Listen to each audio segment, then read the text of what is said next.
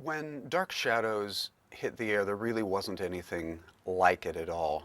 Most of the soap operas were set in small little Midwestern mythical communities, very contemporary feel for the times with the characters and the problems and issues that they faced.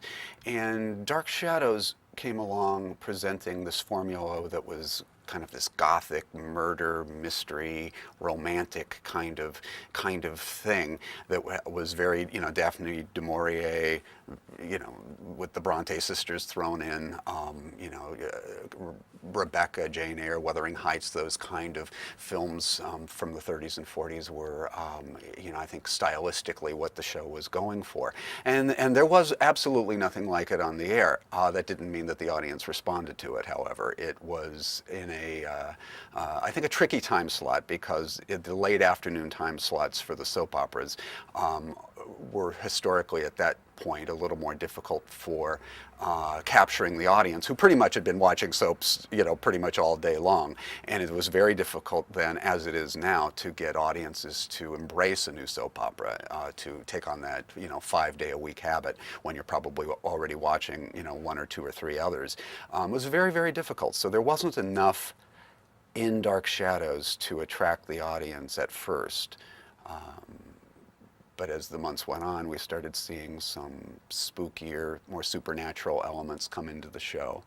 We started seeing ghosts. We had the character of Laura, who was quite literally a phoenix would rise up once a century, I think it was, and lead her children into the flames of doom. And it took off at that point. To a degree, an encouraging degree from where it started. But it wasn't really until Barnabas Collins came in, the character played by Jonathan Frid, which was almost about a year into the run of the show, that Dark Shadows really took on its identity and really began to pull in the audiences, and particularly the young audiences, which at that point were not the key demographic that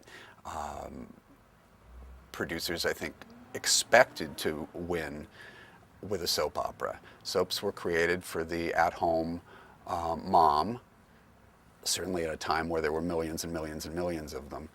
But that idea of capturing the young audience, which today is all anybody wants to capture, was pretty wild and crazy thinking in the 60s. But in fact, Dark Shadows did that, and after a while, it became the top-rated among the young women, which is the very demographic today that people kill to get. Well, the introduction of Barnabas Collins was very interesting because here you had an actor who was totally unknown to American audiences, Jonathan Frid, and a brooding, introspective vampire. We'd never seen anything like that. There was a sensual undertone to his characterization and a mystery that was immediately appealing to seemingly women of all ages. I mean, he transcended the other actors of the time who either appealed to older audiences or younger viewers. Everybody dug Barnabas, and it presented and I think it was very profoundly innovative for its time, the idea of the troubled vampire. We'd never quite seen anything like that. Years, of course, later, Anne Rice made a total career out of this kind of storytelling, but for its time, we certainly had never seen anything like that. So there was that kind of intrigue. And interestingly, despite the fact that he was a vampire, he still sort of played into the classic romantic leading man that had always been popular, going back even before television to the motion pictures. He was a classic leading man. Maybe didn't have the classic looks exactly, but there was an offbeat appeal that people found immensely interesting and he brought audiences to the show. I don't think that there's ever been an example quite like that in daytime drama. Most characters that take off have, I think, a bit of a slower career trajectory. It's not, it took a while for General Hospital fans to get to know Luke Spencer, for example. But this was, an immediate, across the board's acceptance that there had never been anything like it at the time.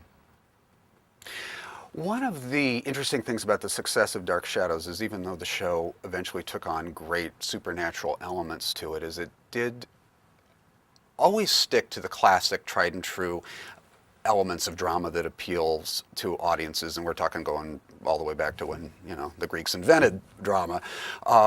It was hugely, hugely romantic. It was just different. We were seeing, especially as the show went on, and the boldness of the supernatural storytelling, I think, really took hold, and you started seeing stories about time travel and parallel universes, and we started getting witches and werewolves and all kinds of things there.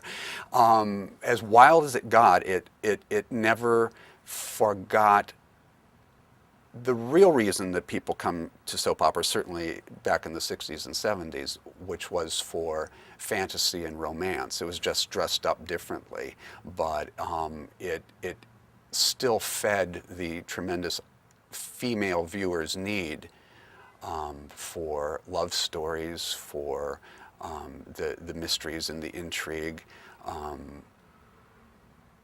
It paid off in spades by just dressing it up differently in a way that nobody had ever seen before.